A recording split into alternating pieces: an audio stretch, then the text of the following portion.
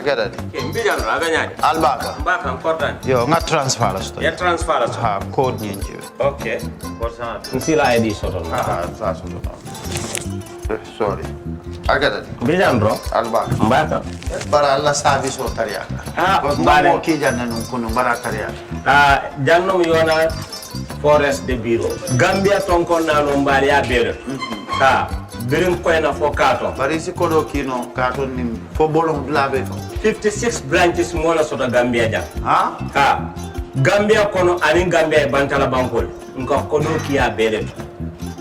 Kodo sifa fo falindiro fo nyaadi lafta même na kodi to poto nin kodi maraw. Jannom number 1 ti nyonta. Andum fana nata anoda enterprise sotale. Wolam nyindi ko domorol fana kol fana be firale de dadi man domorol din fana beteat. Gambia dawda yalo ngam fa kendol sotale je. Wo moyo diat ha. Apelenta baraka ni lafta nyelen kendol e bina. Yalo bukani la ko la baraka ba. Yalo ndel chosano lo. Abaraka.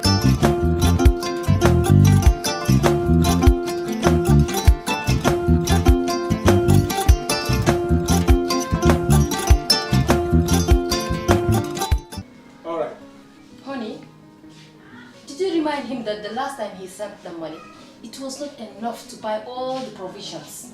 Oh, sorry, I forgot to tell him. Are you guys talking about money transfer to buy provisions? Yes. But don't you know about Baluwo? Baluwo? What is Baluwo? Baluwo is a service that your son can use to send provisions directly to you guys from the shop. And you don't have to worry about the exchange rate. Tell me how Baluwo works. It's very simple. Just log on to baluwo.com and shop, or download the app on your phone. You can shop on the website or using the app to buy online basic products for your family and friends. With Baluwo, you decide what your money is spent on. Your money, your choice. Buy online products for your family and friends in the Gambia, Senegal, Nigeria or Mali. Baluwo, better than sending money. For the first time in the history of the Gambia, Gambia Printing Publishing Corporation proudly introduces the Biliomatic exercise book printing machine. The machine has the capacity to print more than 20,000 books per hour. Yes, 20,000 books per hour. It also prints magazines, newspapers, calendars, flyers, normal books and all kinds of printed documents plus items at affordable prices. With the Biliomatic printing machine, GPPC can now render high quality and non-size restricted printing service supply across the sub-region. Rush now and partner with GPPC for all your public and private printing service needs. Print with us today and you'd be offered highly professional, reliable and efficient service delivery by our team of experts. The Gambia Printing and Publishing Corporation is here to meet all demands and is reliable at all times. For more info, contact us on 437-4493 or 437-4402. GPPC is Gambian and it's yours.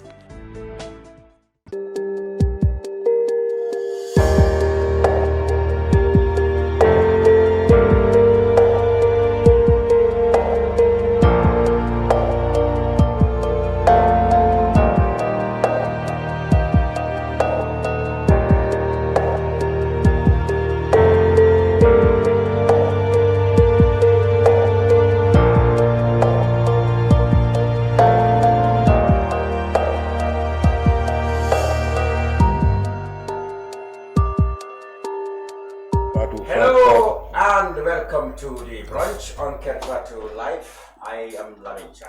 This is our weekly look at current events. This week, our focus will be on the Africa Cup of Nations that opens in the Ivory Coast later today, this evening, of course, with the host Ivory Coast taking on Guinea-Bissau. But of course, the Gambia, our national team, who are already in the Ivory Coast, in the city of Yamoussoukro, will be opening their account in this championship on Monday against the defending champions, Senegal. Now, Senegambia derby they call it, but any encounter between the two countries always generates interest, excitement, and in some quarters even anxiety. I'm here in the studio with three gentlemen whom I hope will do justice to as we reflect on matches between the two countries. How are our preparations? Because of course there have been a lot of talking points in our preparations, from bonus route to a near fatal accident on a plane that didn't have oxygen and had to make an emergency landing. Thank God that the Scorpions are already on the ground, and the fans at the moment are airborne, almost approaching Abidjan, if the flight is on schedule. Now, with me in the studio is Coach Samba. I think this is the forum where his title, Coach, is more relevant than anywhere before. He's been in Gambian football, he saw it all. Moses Nden, veteran sports journalist. He had followed Gambian football when he was very young and had never stopped following it. He's with me in the studio.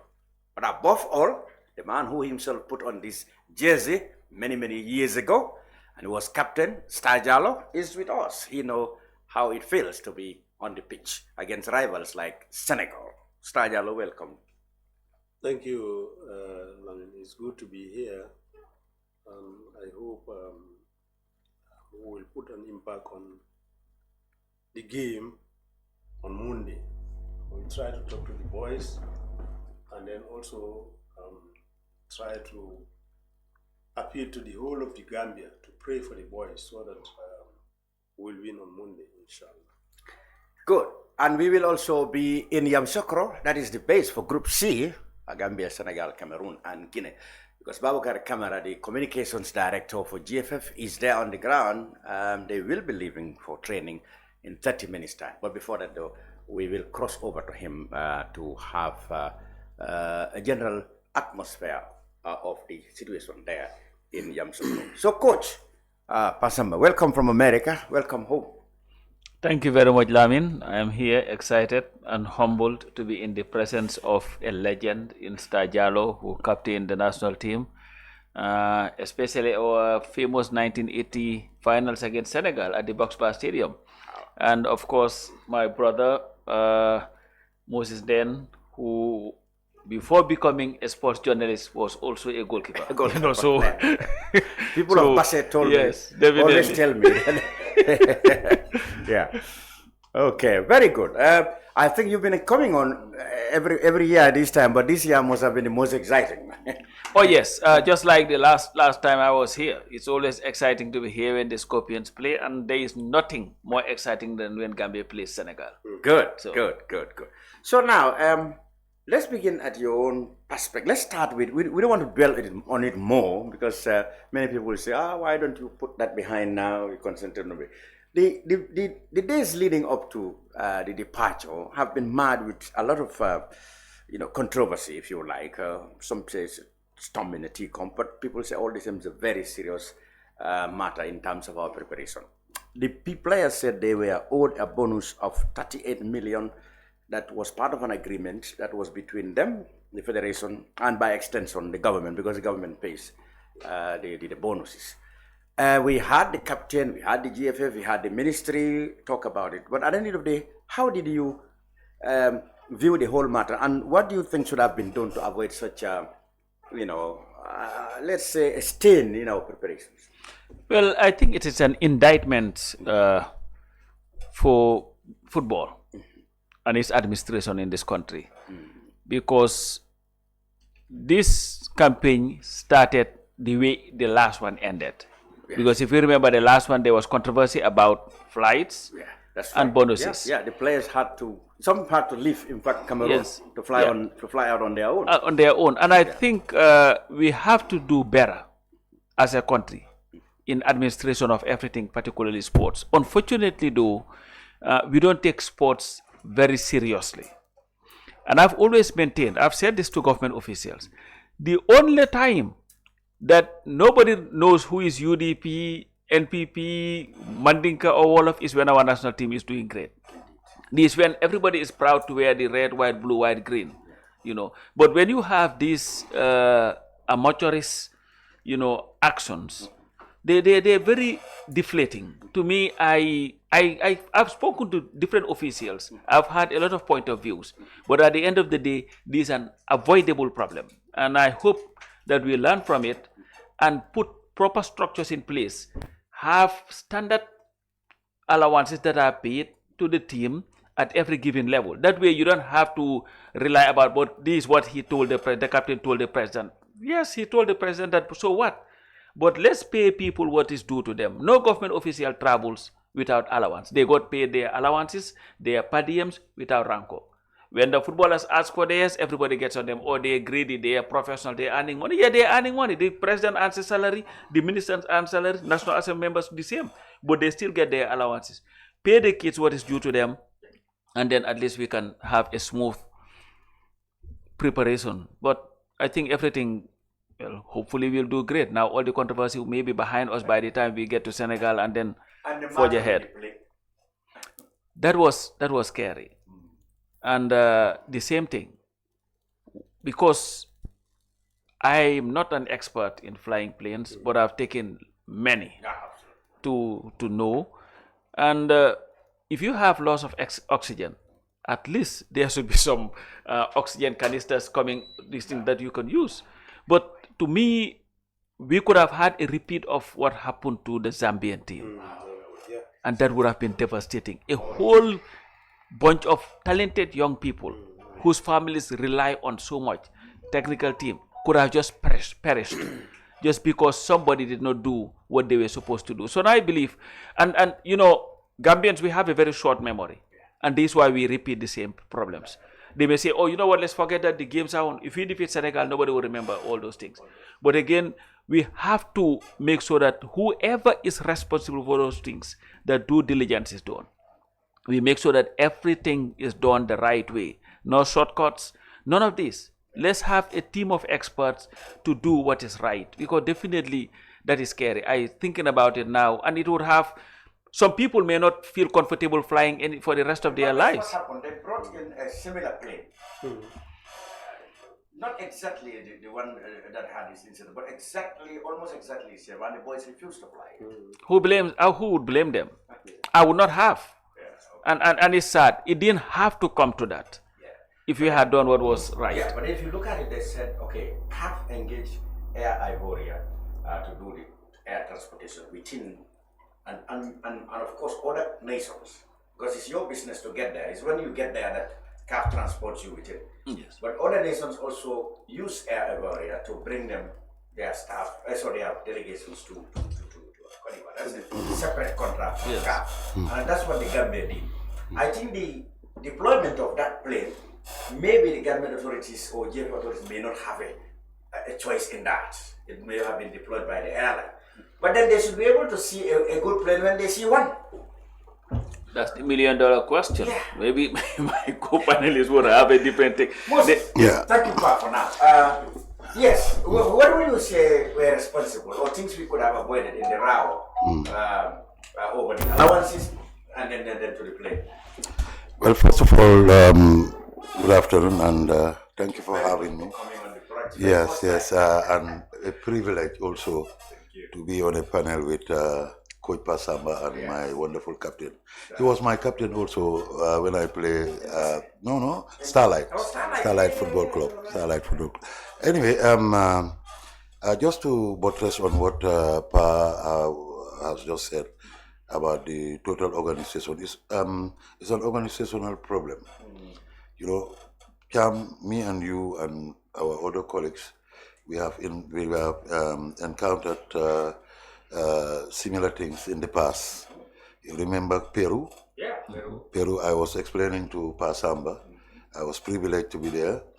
We landed, instead of landing in the capital, Lima, we decided to make an emergency landing in where the match should be played. And it was a crash landing.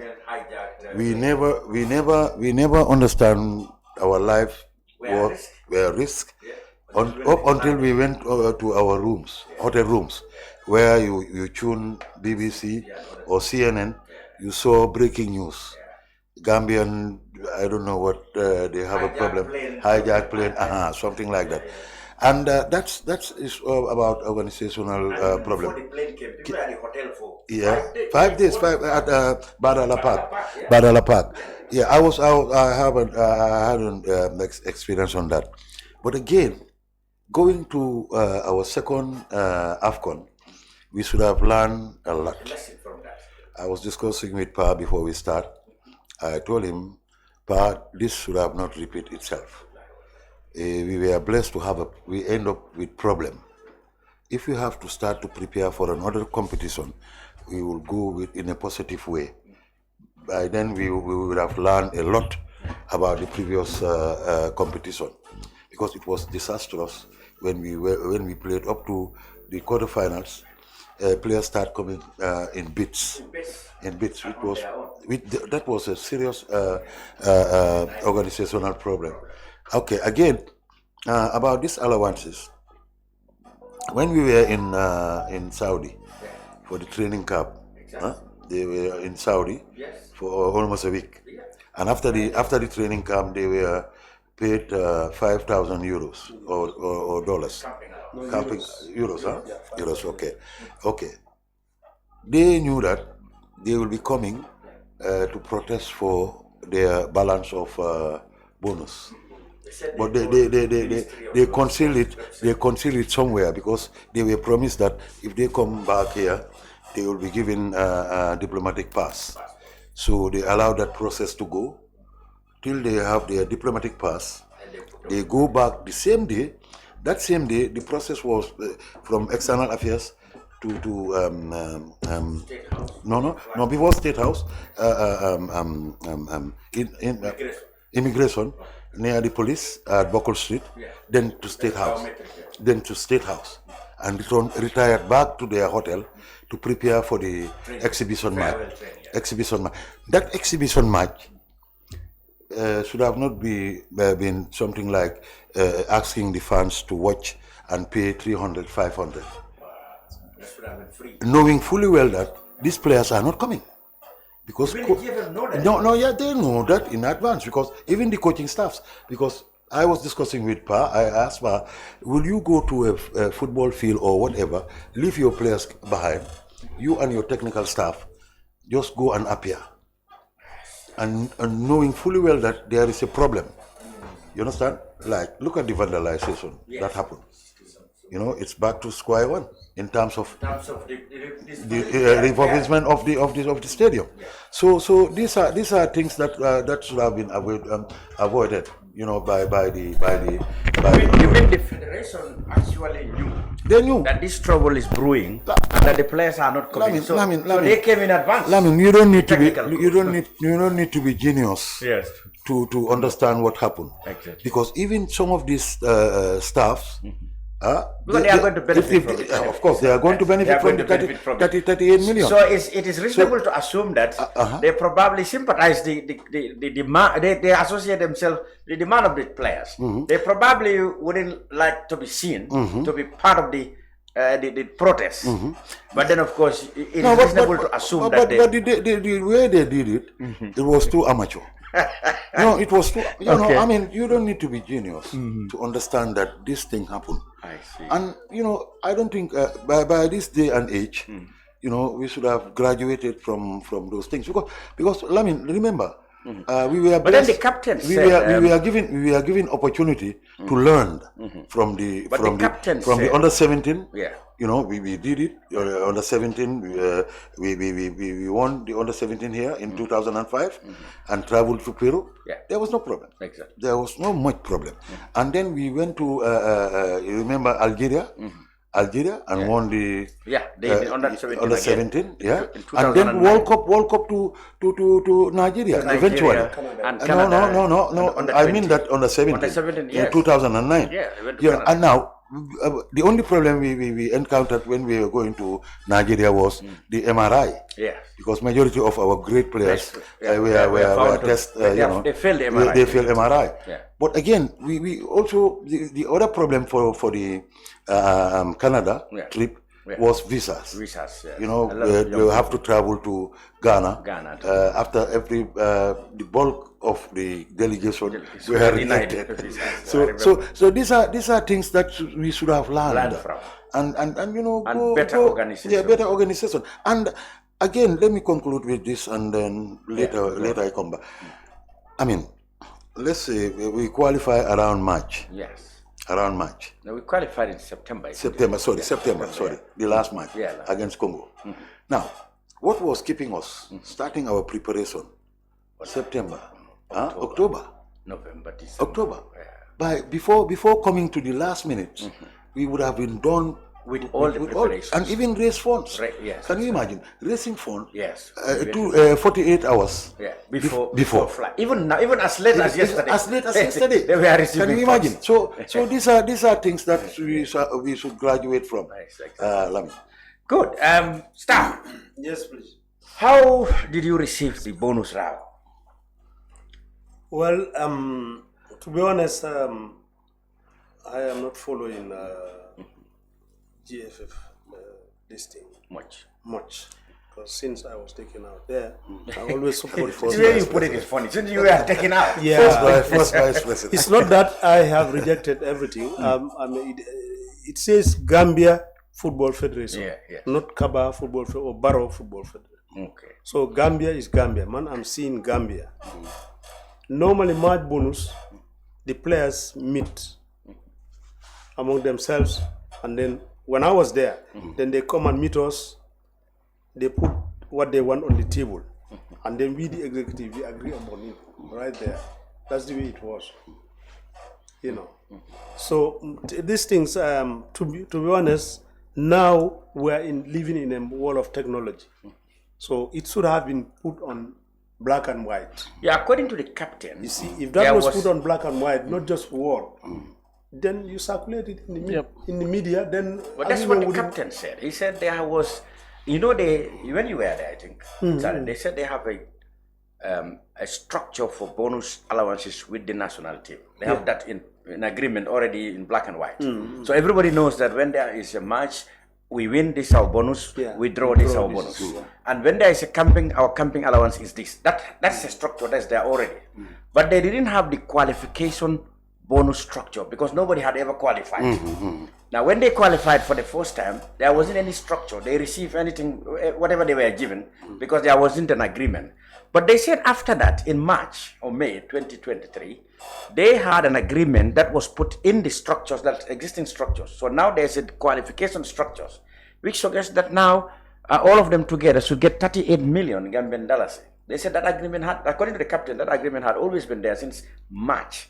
So he was asked, why didn't you tell the president when you had a telephone conversation on your qualification, you already mentioned diplomatic passport? He said, yes, we mentioned that because that's different from the agreement we made already. So I mean, he was trying to say that there was no point talking about bonuses with the president because he knew an agreement existed for that in the GFF. So that was his argument. So if you look at it, the ministry said GFF did not give them a budget that covered that. Yeah, I've seen that. You had that too. Yeah. So I don't know where, from your experience, both as GFF official and player, how do you think this thing was handled? No, just like Mr. Nden said, I think it was handled prematurely. You know, it's not professional. Because agreements are agreements. Sometimes even verbal agreements, you can go to law and, you know, it will be, you know, implemented. So like Pa said and Mr. Nden, I think we need to learn from this thing and then try to, you know, be transparent, put everything in black and white so that no argument will be. Because he's saying president, which president is it? Is it GFF or the... It is president of the republic when they qualified. They spoke with him on the phone. On the phone. Okay. And then they reportedly requested for diplomatic passports and didn't mention qualification bonus. But the captain said that had already been agreed in a separate arrangement with the FA. So there was no point mentioning that. When I was there, the agreement was when this boy Jammeh was the captain. Is it Jammeh or Jan? No, it's Jammeh. Abdul Jammeh, T-boy. T-boy. That was this time we agreed. Maybe, I don't know, each match 300 euros, you know. I cannot really remember now, you know. Yeah. But, you know, time has evolved. I think it should be more than that now. Yeah, okay. So, but the thing is, mistake is made. It wasn't handled properly. Yeah. And let's try in the future and avoid that. Because normally also communication between the ministry and GFF and stuff like that, It has to be there. And even relationship, cordiality relationship. This is what I'm saying. It looks like relationships between them. Because if you look at the communications the now. communications, previously, there were not enough money to run our football. Yes. But today there's a lot of money. There is a lot. Because even the subvention is from like the 1999, 2000. Double. There was a year there was even a bonus. It's double. Yeah. Now before, the relationship between the players, the coaching staff, and the FA was more cordial than now. Because you can see because of money. Yeah, because of how things are going. Because before, when Sidi Kinte was there, the players even give him a name, Balis. Balis, you remember? Balis, after this problem that happened, if it was Sidi Kinte's time, he would just call them and tell them, hey, go, we will solve this thing. So that's why people said there was also a leadership problem in the FA. Absolutely. Which they of course denied. They said, this is the second time the players are boycotting this thing. Last time they were supposed to get 11 million from the president, isn't it? Yeah. You remember that?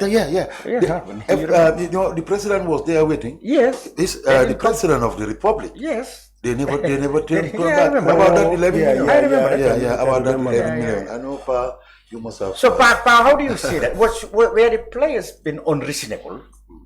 Because they said they've even increased their allowances also from somewhere to 100% allowances. Were they being unreasonable, or, as the captain said, they were merely asking for what they were entitled to? They are not and were not and could not have been unreasonable. Let's give people the respect that they deserve. These are ambassadors of our country. These are people who represent our country. Not like people who are talking about all the money that they're making. I live in the United States. The amount of money that these basketball players make, they get paid more, maybe about $50 million a year. When you go to play for the dream team, you are paid an allowance. That is paid. People who play in the EPL and play for England, they are paid allowances.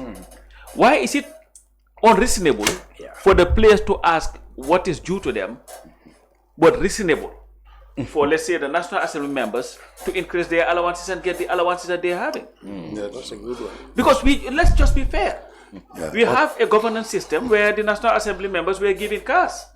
And they are still allocating 32 million for them as transportation allowance. But that is not unreasonable. But for the players to ask, listen, we have to start acting like a serious country. I saw something, and the only way that Gambia would be distinguished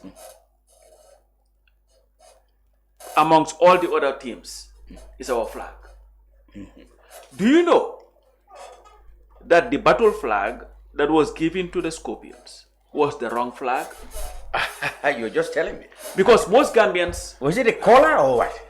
Most Gambians look at the flag, as long as it has red, white, blue, white, green, is the correct flag. But that's not the flag.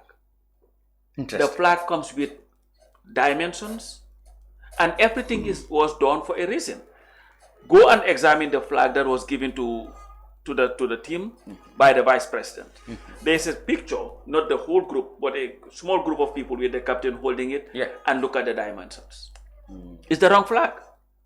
And I've gone around the country, and I've seen in government offices, military posts, where the wrong flag is flying. Where did it get it wrong? Certainly not the color. It's the dimension. Because the blue. What about this one? No, this is designed, so it's difficult to say it's wrong. Okay. But the blue of the flag is always smaller than the red and the green. I see. But this is known by very few people in this country because we don't take things seriously as a nation. So maybe we have to go back and say, okay, do we just maintain the same size, or do we go by what was designed for a reason? Because the blue is supposed to mimic the River Gambia. That's why its size is smaller than the green and the red. But most people do not know this. Absolutely. So if the state I can excuse ordinary citizens for not knowing this. Yeah, but the state. But the state, especially something that is coming from the state house, should be a correct representation of the country. So these are some of the things they can be dismissed. There's never an end to lessons, Moses. Yeah, no, this government is learning. What Pa is saying, definitely is unaccepted errors. Yeah. You know, what you mentioned about the national flag. You know, our national flag, a lot of us don't know what is the meaning of the colors. Yeah, I see. You know, especially when you talk about these two, the two whites. The two whites. So many Gambians, if you ask them what the meaning of that, they wouldn't know. No, they will tell you the same answer. The same answer, like sun, river. No, now okay, the sun is the red. Red, yeah. Peace. Blue is the river. Blue. The green. The white, they said peace.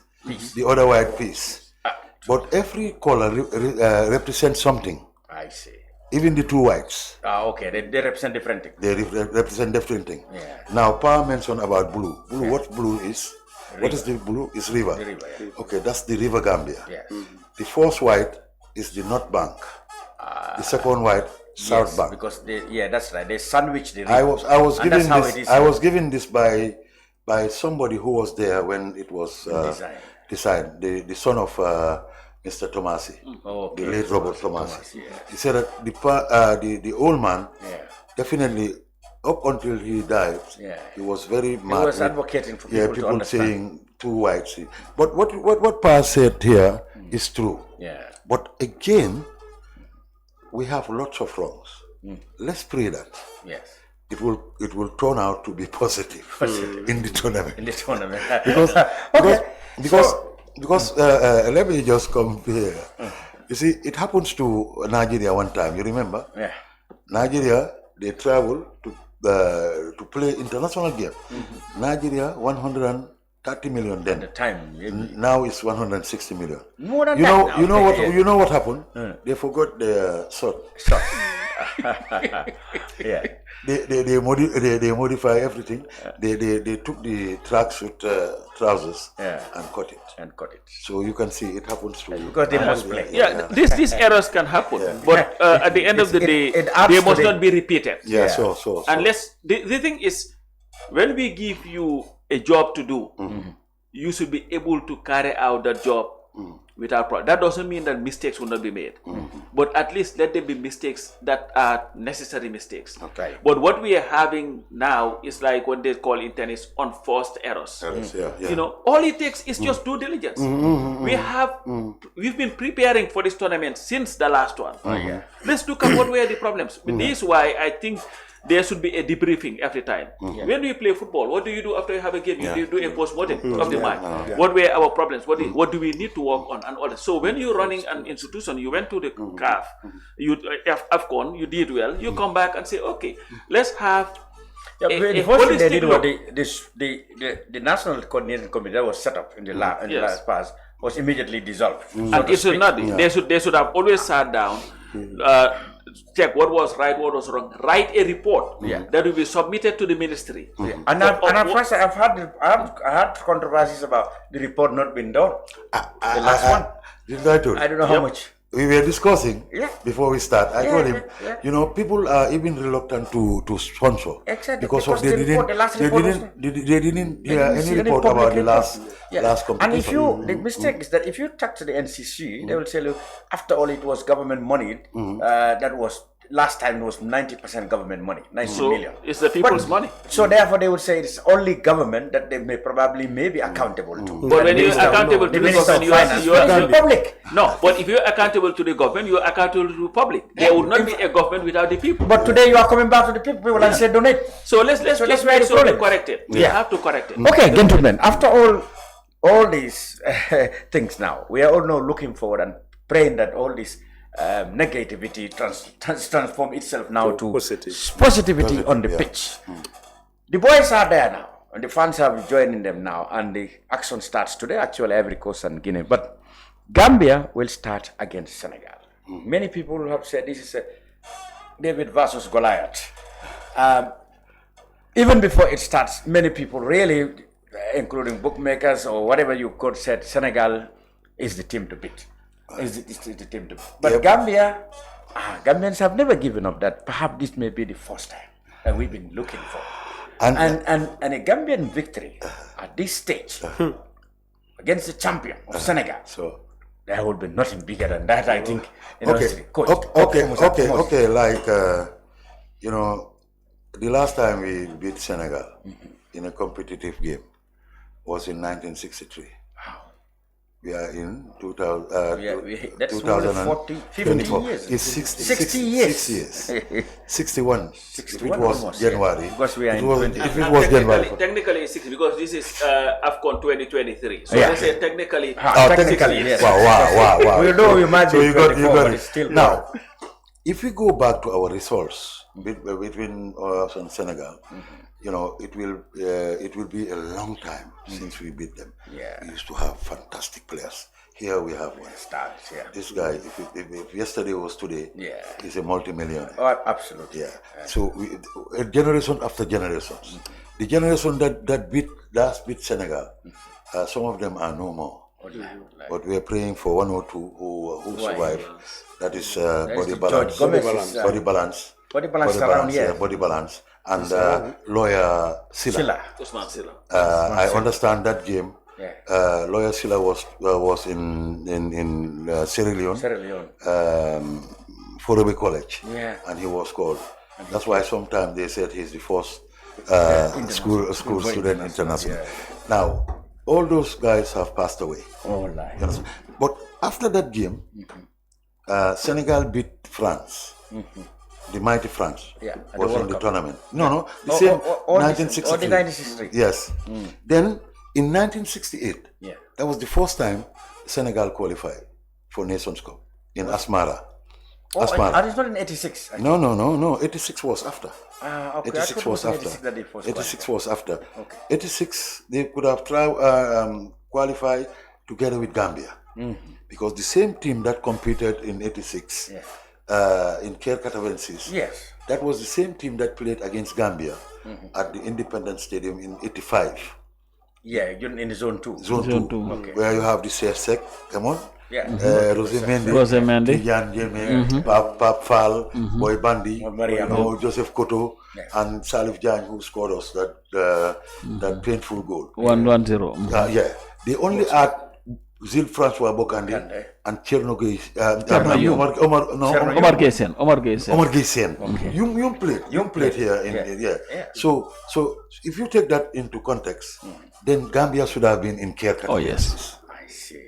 Yes. In fact, many people have said that it was during the times of the Beatles and these guys that we had even a more technical team than ever before. So I mean, we were discussing that before we come in. The revolution of Gambian football started in 1979. He can attest to that. He was part of it and captained him together with Laos. It started when Gambia traveled to China, Scandinavia, and Germany. I see. Funnily enough, their per diem, as opposed to now, it was just $300. $300. $300 then was a fortune. You can get it back. But they learned a lot from that trip. That's 79. Okay. So they attend the first America Capral in Guinea-Bissau. They made their fantastic performance. I see. Their Lamin Orange was named Lodef Bahna. Then they traveled to Liberia. The peace tournament. Tolbert. It was a great. They beat along the road. They beat Togo. They beat Cameroon, Ivory Coast. And go to the finals with Liberia. And that match they lost it because of intimidation. Yeah, it was just when Sergeant Doe took over, and there were so many soldiers, security, and security. And the referee then was the first Senegalese, Youssou Ndiaye. Youssou Ndiaye was the first Senegalese who played in first African to play in World Cup match in 1978. You know, after the game, he was in the same aircraft with Star. So what did you do? Told him, Koto Dagaya has it back. You know, you told them, you see, You saw what was around. Yeah. We are now safe. We are going home. I go to Senegal. You are going to Gambia. So let me stop there. But that was it. But then that was then. That was then. Yeah. Now Gambia and Senegal. Gambia and Senegal now. The only thing we can survive in that game. Let's not play the way we played against Cameroon. How did we play Cameroon? We played defensive football. We didn't allow the boys to elaborate themselves. Yeah, the quarterfinal And against coach will tell you that his last pep talk, every match with his players, after everything, he will tell them that, boys, go and enjoy yourself. Very important. And that is very important. We can only survive with Senegal playing, allowing the boys to express themselves. To be exploratory. Because the boys have talent. Let me give you one example before I pass on. The guy who is going to be number 9 for Senegal. Yes. Jackson. Nicola Jackson. Nicola Jackson. Yeah. Nicola Jackson, last Cup of Nations, we were staying in the same compound. He was cheering the boys. Just this recent one. This recent one. We were staying together up until he traveled to Casamas to his mother. You know, we went to the mother to visit the mother and then played Nawetan. He made a fantastic performance. Then Casaspor snatched him, and then he played a very good season. Then Jomasi Kamara, with there is a team here in Gambia. Wabanjul, because he was born in Nawetan. No, he was playing Wabanjul and the Heart of Banjul in the Nawetan. But he was not a starter even. That shows you. That shows you that if you allow these boys to express themselves, we will have players who are playing in bigger teams, just like Nicola Jackson. So that's why if the only way we can survive against Senegal, we cannot stand and wait for them. Coach would elaborate on that. The best form of defense is to attack. You have to attack. What he's played against Senegal. So what should be our approach, Stan? Okay, you know, yesterday QTV I was there. I did talk. I just have to buttress what just said. Senegal, Gambia. There's always, you know, these mind games, especially from the Senegalese. But there's something right now on Facebook, what they are saying, and you're like a Gambia. So all I am telling the boys is we have talent. Honestly, Mr. Cham, this sub-region, we have the best talent. You know, you have talent, you know, you have discipline, you have courage, and you are determined to win. What's going to stop you winning? This is football. Senegal is a big footballing nation, but it's football. Where Gambia can win Brazil 3-1. Just was mentioning that. You know, why can't Gambia win Senegal? Or that's going to be the only aim. Like he said, we cannot sit down and defend. If you do that, Senegal is going to kill us. You know, the last but time everything also is a system. This coach is used to that system, and that's how he qualified. So for him to come now and change it, it will be difficult. Unless Allah so you helps think us. he might be afraid that if he should open up and, you know, and leave his defensive style, Senegal may feast on us? No, you know, football is system. Every time you have your own system. So you can only play that system. If you want to get up to the last minute, you don't see him now or but going he could, for a more he attacking. could. But the most important thing is for the players to go and enjoy themselves. That's what I was saying. You know, that's what Emma used to tell us. Go and enjoy yourself. Play. You are talented. Go. Enjoy yourself. Okay. You won't hear Emma standing at the touchline shouting at anybody. Because he's already told us. He was good. Go and play. So if we play, we are determined to win. We have discipline. You know, we will inshallah win. And I'm praying for the boys to win. Because I'm praying for Senegal also to underrate us. It might not be possible, but then, you know... it doesn't look like, the way they are talking, looks like they're taking us serious. So very well. Yeah, well, they have no other choice but to take us seriously. I have always maintained, and people think that I am just crazy optimist. I have followed Gambian football for the longest, all my life. Oh, yeah. And it is an irrefutable fact that Gambia always does very well in a tournament. We have never gone to a tournament. Very rare. Have we gone to a tournament and just bottled? It does. Except I think perhaps the one that I remember was the Zone 2 that we played. I think it was Guinea-Bissau. 88 or so. Where 88, 4-0, and that's the worst defeat that we've ever suffered in their hands. But every other tournament, you talk about Zone 2, we've not won.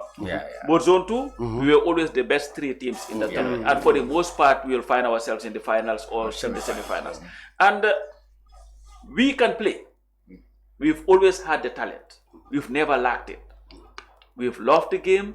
And this whole notion, like you said, the bookmakers. When you said that, I was thinking about sitting here thinking about what were the bookmakers thinking when Cameroon played Argentina. That was the 1990 World Cup? 1990. Italy 90. Italy 90. When Cameroon played Argentina. Italy 90. 1990, yeah. Yes. They beat them in the Italy. first And guess what? First one. What Argentina had, apart from name, they had the greatest player at that time in the world, in Diego Maradona. But Cameroon was able to come from out of nowhere, Omambik, heading that goal. And guess what they didn't have? The Cameroonians that were playing for the Omambik was playing in Mexico. So You know, so it was not like they were playing in these top leagues. Senegal, even home base. 2002, when they went to the World Cup and played France. Where were the Allied Jupes? It's not like they were playing in England. No. They started coming there after that World Cup. But what were the thinking of the pundits? France would just come and walk over these people and go anywhere. And this was the France. I think Zidane was in that. So these were Henrys and this. So they had some great players who established themselves around the world. My philosophy, even when I coach, is you bring your 11, I bring my 11. And what I always want my players to ask themselves is, your opponent, just go one by one, 1-to-1. You are your left back, I'm the right wing. Is he better than me? And if I believe that, you know what, no, you are not better than me, then that confidence should be there in you. I believe we can defeat Senegal. And I've said this over again, Senegal had never dominated us in a game, except maybe that 4-0. That was when they had that Spanish coach. And I think he was experimental anyway. And like you said, in 1985, the problem that we have in this country is lack of continuity. The reason why this coach is succeeding is because of he's been there for a very long time to be able to build a system. You may not agree with his tactics, but as long as he's having the results, it's very difficult to argue. It's difficult to discount his... if Oberman had stayed on as the coach of the team, I think we would be going somewhere else. Even though there were problems because he wanted SO5, but SO was not selected because they said he was suspended. Even 86 when we went to the Zone 2, if by Malewada had traveled with the team, because this protest that they're talking about, that wasn't by his protest and saying he was not going to get even by plane, I remember that caused a lot of Senegal, he was going to take a plane. So they said then he wasn't going to play. But we believe that if he had bias up front, maybe something else. But I see you have Babakar. We have Babakar now on the line from Yamoussoukro. That is the city that the Gambia national team is based, and we will catch up with him for activities. Hello, Babakar. Hey, hello, Lamin. Yes, thank you very much for being on the brunch. Now, can you please very quickly, because I know you will be out with the team for training, give me a rundown since you arrived in Yamoussoukro up to now. What has the team been doing? I saw photos of protocol meetings with CAF, sensitization, medicals and stuff like that. Can you bring us to speed what the team has been up to since then? Thank you very much, Lamin. Since we came here, yesterday was a very, very busy day for the team. Like you said, there were protocol meetings in terms of, they call it team arrival briefing, team arrival meeting. So there was a meeting between CAF officials and the national team, both the players, the technical, and the administrative staff. So Those were some of the things that we were doing. The players were,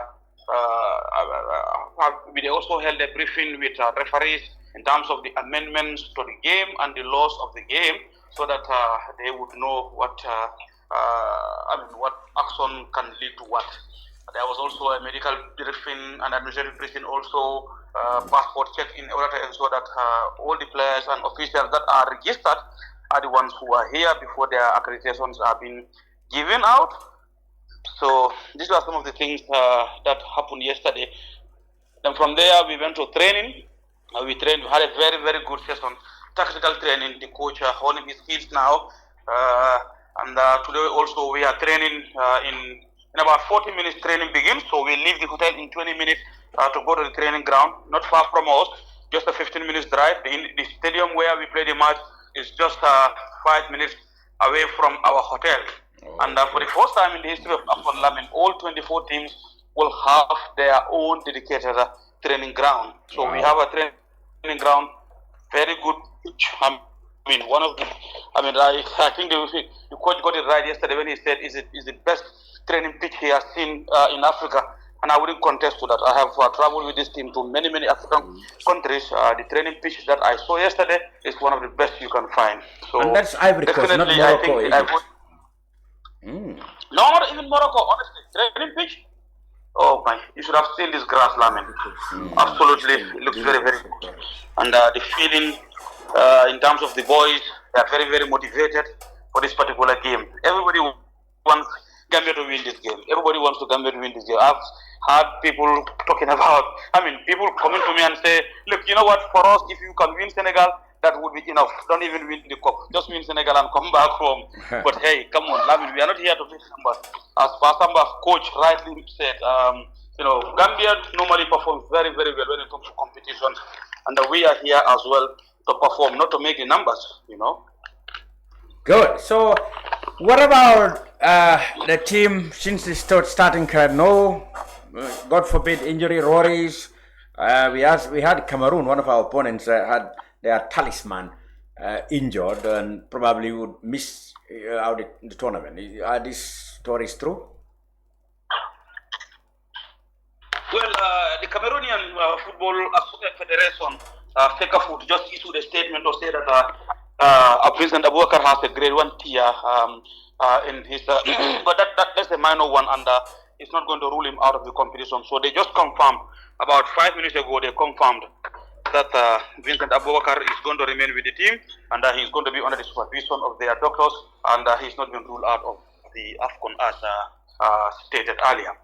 With regard to the Gambia team, there is no injury worry. Every player is fit, and they are ready, and we hope that they remain healthy until the big game against Senegal on Monday. How about the fans? Any word from them? They must have landed now, or very close to Abidjan. Do you have any word about their present whereabouts? No, actually the fans, they came via Abidjan. So they were supposed to land at 12 o'clock. The general secretary and some other people went to receive them at the airport. I'm not sure. I've not checked to ask whether they have landed, but they were supposed to land at midday here in Yamoussoukro as well, because a similar arrangement that was made for us, the national team, was done for them to land directly in Yamoussoukro, rather than having to fly to Abidjan and take a bus for many hours to come here. All right. So, any other takeaways that you let the Gambians know before Monday? I was actually, I wouldn't call it a takeaway. I was actually watching some part of your program, and I was thinking that maybe there are certain clarifications I need to make. Go ahead. For me, I wanted to put this whole thing behind me. Okay. If we had watched my interview with Fatou Touré the other day, I think I made a clarification about this whole thing. Yeah. But it looks like when I hear Uncle Star and Moses talking about the matter, maybe they may not have watched that interview because if they had, I think they would understand a little things there. With this issue of the bonus, yes, as the captain said, there was an agreement between them and the Gambia Football Federation. That's an agreement which is in black and white, signed, by both parties. But the Gambia Football Federation, once we are the intermediary between the players and the government of the Gambia. That is the Ministry of Youth and Sport. So when they came up with their demands, we discussed, we negotiated back and forth, and even the minister was aware of this from the very beginning. You understand? So once there was an agreement, we communicated to the National Sports Council as the protocol since May of 2023, and all the evidences are there. Cham, if anybody, if anybody contests my claim, we have the evidence to publish. We communicated this to them since May. They are aware of it, and as far as we are concerned, no one ever came forward to say, "Look, we do not agree." Not even formal, in terms of formal letter. So when the captain made a request, that was a request for diplomatic passport. That had nothing to do with bonus. And I agree with the coach, Coach Samba, that already you have agreed these things. So when you spoke to the coach, the president, about the diplomatic passport, there was no point in asking him about the money because his representatives are aware of this thing. So this thing has been dragging, and then the budget for the qualification bonus was actually submitted to the NCC, and the minister was aware of this as well. It was submitted even before the team left the Gambia to Saudi Arabia. But I don't want to say they don't want to pay, but maybe there was not the goodwill to act on the players' qualification bonus at the time. So when we went to Saudi Arabia as well, the captain had a meeting with the head of delegation on the side of the GFF, Mr. Ibufai, the team manager Usman Drame, and the representative of the Ministry of Youth and Sports, who even led the whole delegation, Mr. Sute Jao, who is was Deputy Permanent Secretary and now the Director of Planning under the Department of Directorate of Planning. When they had a meeting, they discussed this matter that they are not going to board the flight or even trained if the issue of bonus was not sorted. And it's not only the bonus, even the diplomatic passport issue. Maybe some people do not know, but it's not the entire team that had the passport. And then this was an approval made by the president for the whole team. Some people think that the national team is all about players. No, it's not all about players. The coaches need to prepare them. The medical staff, when they got injured, the physios, the kit manager had to be at the stadium. 2 hours before even the players arrive. All these people have roles in the national team. But unfortunately, what happened was that they gave the players the passport, and some members of the coaching staff and some members do not get the diplomatic passport. And I hear things like it was the president who approved the list. But come on, the president doesn't know Babukar, doesn't know Tom Samfi or in Bazin, and wouldn't know whose role is what in the national team. So the president can only act based on recommendations. So for me, I do not. Are you suggesting then there was discrimination in the issuance of passports? Of course, there was discrimination. I am not suggesting, Lamin. I am saying that there was discrimination in the way the diplomatic passport issues were handled. Because we all travel with the national team. Are you aware that many people are feeling that this protest by the players was a joint conspiracy with some staff of the team, example yourself and other coaches and technicians there? I had those conspiracies, and I understand. That was even brought up at the level of the NCC meeting. But I agree. I disagree that it was a conspiracy between them and the staff.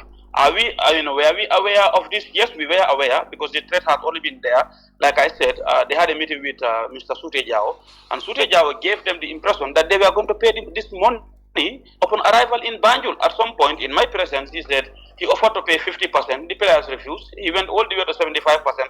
So all along, the players were with the impression that this matter was sorted, and once we get to Banjul, it is going to be settled. So it was only after the meeting with the vice president, the players realized that, look, this matter was not even mentioned by the minister at that handing over of the flag, then something must be fishy. So that was the time the captain, approached them, and then they discussed, they realized that, look, they weren't ready to pay at the time. So, and then the threat has already been there.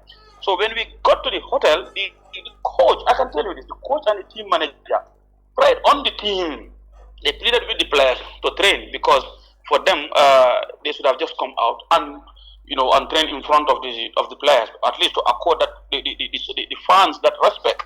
You understand? Because this has nothing to do with the fans. Left to the fans alone, come on, these players would not be arguing with anybody when it comes to their bonus. I am certain about that. You understand?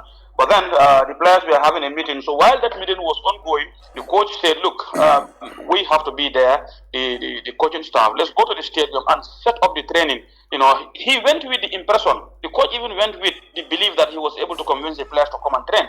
But they said they were meeting at the time. So that was why the coaching staff went in advance to ensure that they set up the training so that when the players come, they were just going to start the training because the day was already almost gone. It was after 6.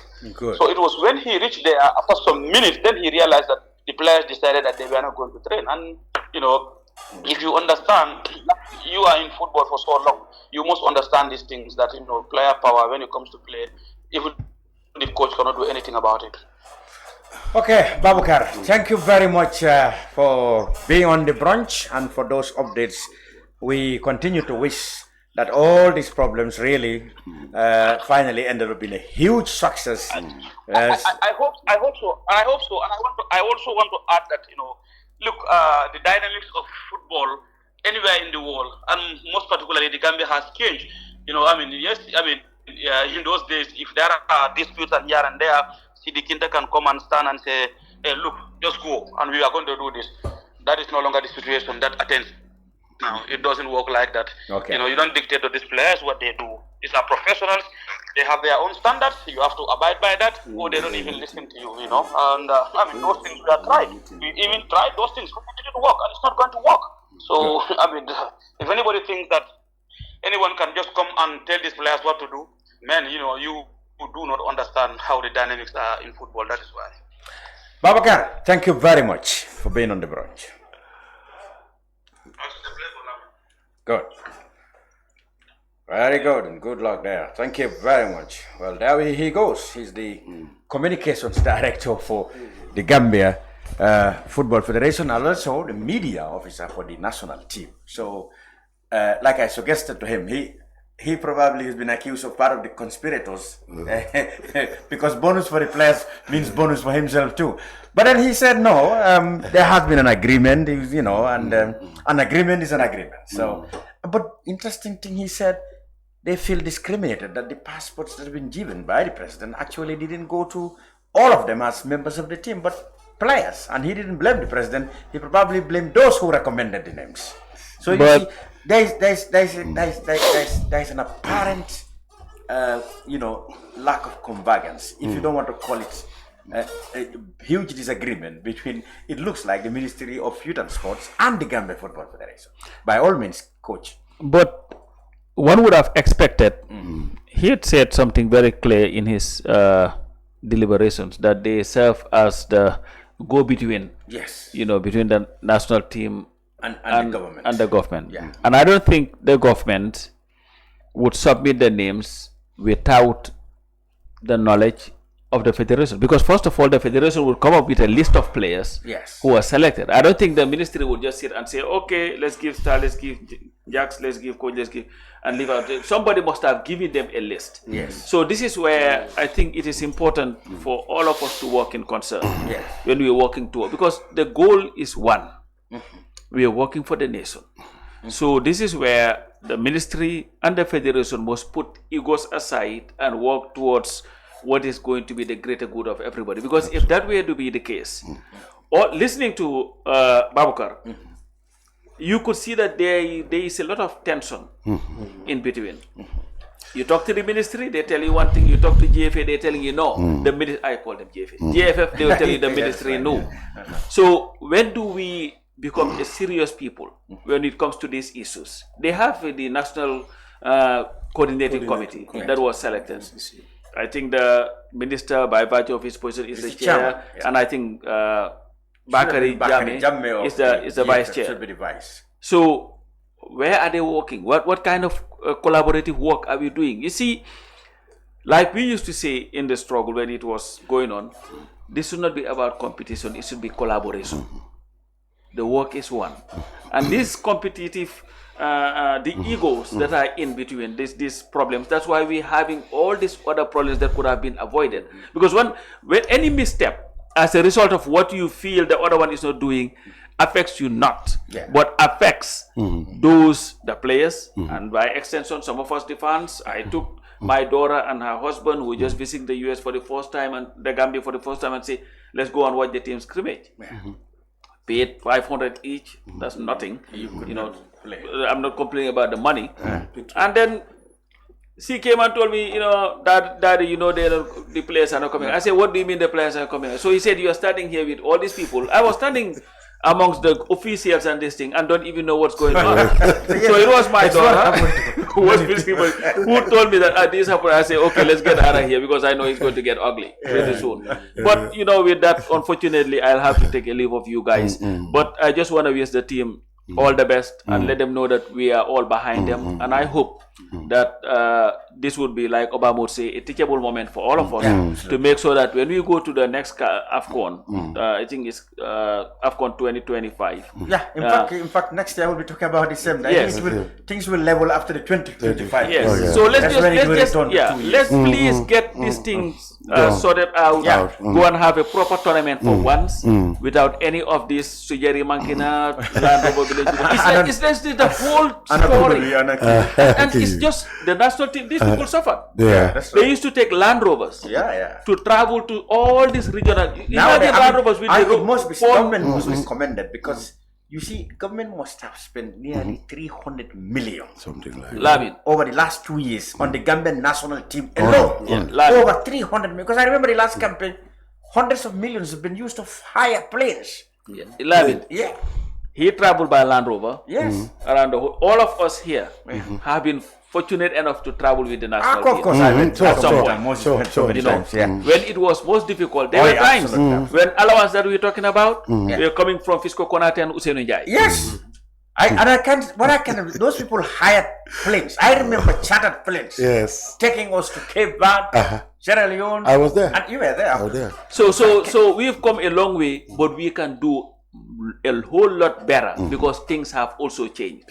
We must change with the time and run every institution collectively. Let's not look at ourselves. Let's look at the people that we are running it for. When we do that, we'll have a Gambia that we'll be proud of. But with that, I thank you so Thank you, Coach. You have another engagement. I am honored to have been in the presence of great men. We are most honored. Thank you, guys. Thank you very much, Pastor. Thank you very much. Good. Thank you, Coach. Moses, yes. Yes. Do you have any reaction? I take it from where Coach stops. Okay. Ego aside, conflict of interest aside. Conflict of interest, yes. Then we will go further and have a positive something and achieve positive something. I quoted a name here. Probably I should have not done that. Okay. But I was just trying to explain that. An example. Yeah, example. The camaraderie and the mutual understanding that should be between the officials and the players. There is nothing like they are professionals. All those players who used to come, the Jeto Sises, the Idris Sonkos, the Ibu Silas, they were all professionals. Kemo Sises. They were all professionals. It's not a law that is put there that the professionals are not there. They are over the Gambia. At one point, somebody needs to tell them that, hey, let's see the country first. Again, about the diplomatic pass. You remember when Yaya Jammeh decided to give plots of land at around... Canifing. Key players were oversighted. 2 key players. Okay. Then the coach, the captain for the team was Solfai. Yes, Solfai Hawks. And one of the Gambia's most prolific striker by Omar Samba. They were not included in our program. That time I was at City Limits. We advocated, we cashed, but then it was very good that the authorities were listening and include them. And they included them. They included them. That was an oversight. Now, Or for was this it through- for this diplomatic pass, Yeah. if Babukar is coming to say that maybe there is, I don't know, discrimination or whatever. Yeah, it's alleging that perhaps there was a deliberate. But come on. Those players who qualify the team, there are so many players, over half a dozen, who were dropped. Yes, that's right. They are not. They will not even included. They will not be included in that $38 million dollars. Oh, really? Yes, Yes, of course. Because they are no longer. They are no longer there. So they have passed. They are no longer there. Yeah. So you can see Babukar is talking about interest, conflict of interest. But he's talking about the staff, the present staff. You're talking about people who might not be there now. Yes. But people who are currently there. Yes. Are not without the passports. That's why he's worried. Now, I mean, maybe it was prepared long before. Okay. Yes. Again, Babukar is doing a fantastic job. I know him. But you think there is a conflict of interest anyway? Yeah, I know. I put it to him that I know him as a fantastic journalist. Yeah. Before even joining the camp, the Federation. GFA. But if he that's the danger. Yeah. If you leave your profession and go to another domain. Babukar was a fantastic. So I put it to him. Yeah. People are alleging that they all conspire. You know, Babukar is acting like a protocol officer. He's my guy. Yeah. He's a very, very good guy. You know, we are family. And it's good. It's healthy that he has something to cast about what our dear brother, Captain Gambia, said, and myself. Yeah. But again, we have to do that. Exactly. And to make things better. So we all are yearning for the wonderful result. In fact, that's now, more important. one other thing I want to buttress on what Coach said. It's like going to this game is a replica of what he said in 2002 when Senegal met France. There were some Senegalese players who are not known beyond their boundaries. Beyond their borders, Yeah, beyond their borders. And the French team, they were having the leading goal scorer of 3 top leagues in England, Terry Henry. Yeah, Terry Henry was. In Italy, Tereseghi. Yeah. You remember Tereseghi? Yes, Tereseghi. All those players plus a couple of more wonderful players, Senegal managed to beat them 1-0. You know why did Senegal were able to beat France? They didn't see that we were playing with France. Yeah, I see. It was just normal. Yeah, normal.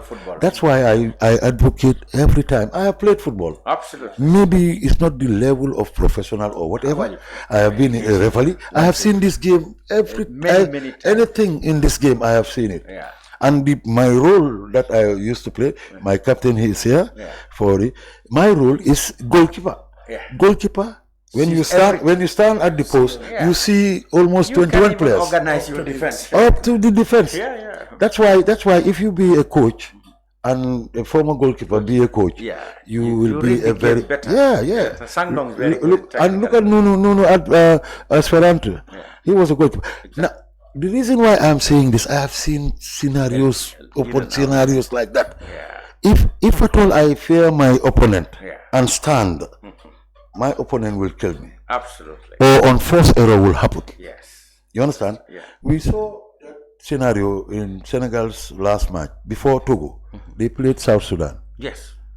We played South Sudan. We played South Sudan. We played South Sudan twice. Yeah. We played them in chess. That was the first match for the campaign and the return leg. Yeah. But in chess, South Sudan came on us. South Sudan is barely 5 years old. They're not but we are all of us are panicked. Absolutely. That's how Gambia should play against Senegal. Because Senegal, I know one thing about Senegal. They are very good. But they don't like pressure. All the departments. They don't like pressure. Oh, they don't like pressure. They don't like it. I see. So the good advice is, it's for the boys to go on. We are They have all, nothing to lose. You've been seen as underdogs. No, we have something to lose. Now, you're saying in terms of, you're saying like in terms of comparison, you're saying like what is going to be news? Yeah, it's like Gambia beating Senegal with bigger news. It's like a dog biting the man. That's no news. Yeah, but when the man bites the dog, it's a news. Imagine if Gambia beat Senegal, first match champion. Yes. How scintillating those headlines. No, it can happen. They did it. Senegal did it. In France, in South Korea. In Cairo. Oh yeah, Cairo. Egypt were the host. Yes, that's right. Egypt were having a fantastic team. Absolutely. The first match, it was between Egypt and Senegal. Senegal beat them 1-0. That goal by Chernoyum, you remember? Ker 86. Yeah. Yes. I think Senegal went in Bokande missed a penalty. Was it the second round or the Yes. That was it. Yes, Ivory Coast, They were booted out by Ivory Coast. Wallahi. After a good. So we are expecting. So how do you looking up to the tournament now? Well, of course, I had the coach been lambasted for suggesting that Nigeria may win the cup. But can we stick our net and look at the overall tournament? Who are our favorites? Your favorites? Yeah. I mean, for the first time, I will go with Tom Sampson. You know why? But then people think that was unpatriotic of him. No. You see, he was been realistic. He has been realistic. Yeah. When you're realistic, yes, you say the truth and yes. be free. People will misunderstand. You know why he said that? He analyzed the Nigerian team, maybe, and the preparation of Nigeria.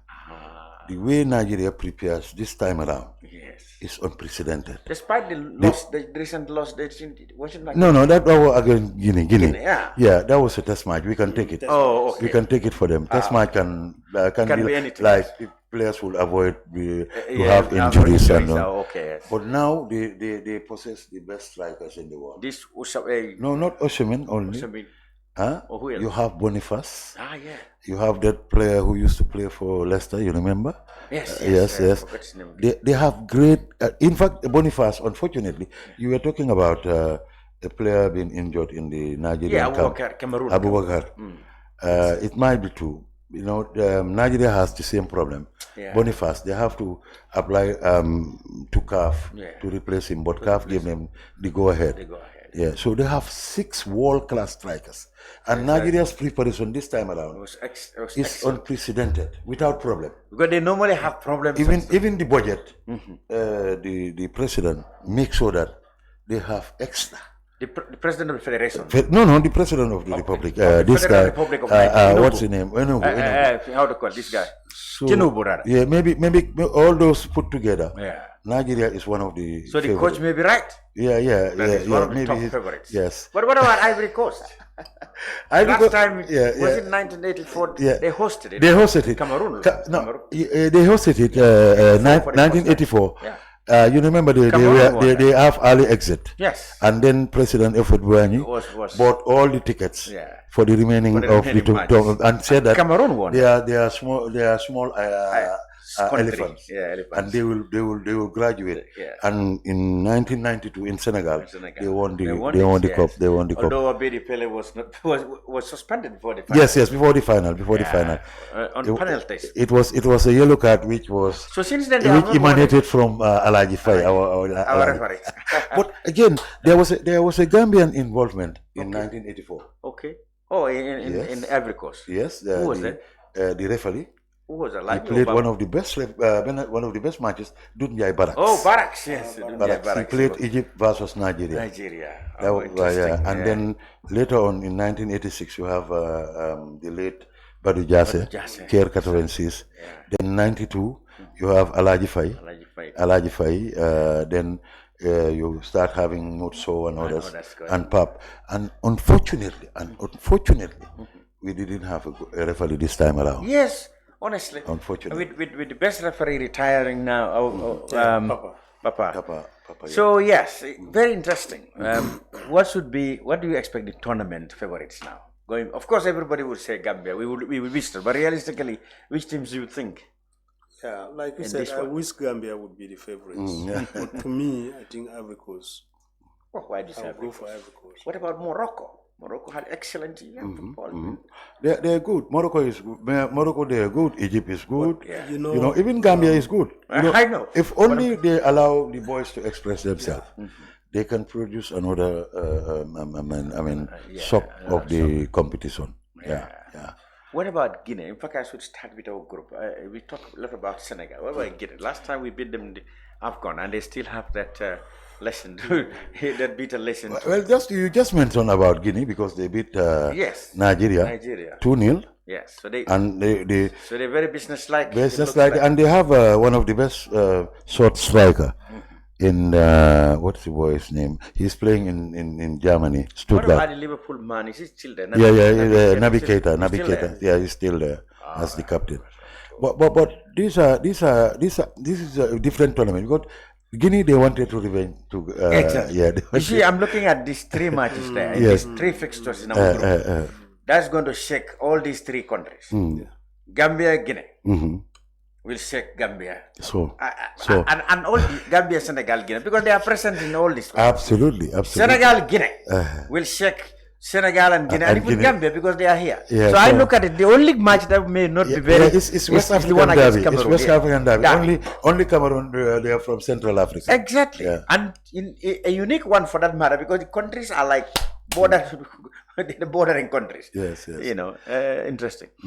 But yes, you were saying Ivory Coast. Why do you say Ivory Coast? No, it's just because they are a host. Yeah, they are the host, and to me, they are playing good football. I did not watch them much, you know, but most of the time. The Drogbas and others are no longer there. The Solomon Kalous, the Yaya Tourés and others are no longer there. No. But do you think they still have that? They still have good players. Yeah, they still have. You know, we played against them. Yes. They beat us. They beat us 2-0. Yeah, you remember? In the World Cup. In the World Cup. Yeah. Together with Burundi. Yeah. But again, let's first pray that what happened. You remember when that Buaki tournament? Yes, that's the Wafu. When we got trapped. That was the last time Gambia performed in Ivory Coast. The war broke out. Yes. That was Wafu. And the president airlifted. The then president airlifted 3 countries. Yeah. Gambia, Senegal, and Sierra Leone. They came up to here. Yeah, that's right. That was interesting. But I mean, this is good for the Gambia. It's a very good publicity. Absolutely, very good publicity. Again, a small nation like Gambia, appearing in a major competition like this. You know, and the last time they did very well. They did very well. Of course, the performance was not like what I mean. We grind results. Exactly. We grind results. Exactly. But we need to see a Gambia that we know Exactly. playing a beautiful football, and I have the premonition that it will happen. Start your final word. Yeah, I just want to comment on what Babukar was saying. To me, I think there should be coordination between GFF, the ministry, and all other bodies. Yeah. Like Pa said before he went, I think let's try and forget bygones. Let bygones be bygones. Let's see Gambia. Exactly. Forget about everything. We see Gambia. Whenever we are working, we work in the interest of the Gambia. That way, things will, move forward. Good. Okay. So, that has been the brunch on Kerfatu. We focus on the Cup of Nations. You know, of course, the tournament begins today at 8 o'clock, I believe, 8 p.m. Ivory Coast against Guinea-Bissau. That will be the opening match and the only match. Guinea-Bissau or Equatorial? Guinea-Bissau. Guinea-Bissau. Both Guineas are in the group. Three Guineas. So that will be Ivory Coast against Guinea-Bissau, not far away from us, actually, neighbors. That will be at 8 o'clock, and that will be the beginning of the tournament. We hope, of course, we all enjoy this tournament, and the Gambia going all the way beyond the quarterfinal now to the semi-final and even the final. We thank you all for being on the brunch, watching us wherever you may be, and we said good luck to the boys out there in Ivory Coast. Thank you, Moses. Thank you, Star, and Coach. We will be back next week, perhaps with more analysis of our victory over Senegal. Bye for now. Bye.